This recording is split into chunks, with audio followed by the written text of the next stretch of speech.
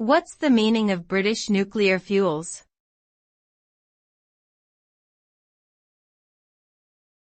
British nuclear fuels.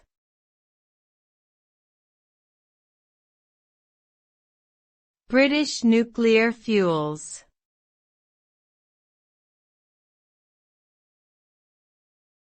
British nuclear fuels.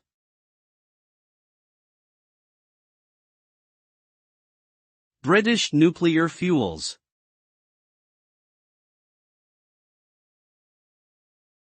British Nuclear Fuels, BNFL, was a UK-based company that specialised in the production and supply of nuclear fuel, as well as the decommissioning and cleanup of nuclear sites.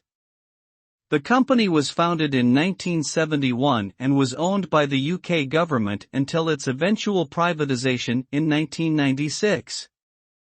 Despite its expertise in the industry, BNFL faced numerous controversies and scandals over the years, including allegations of safety breaches and mishandling of waste.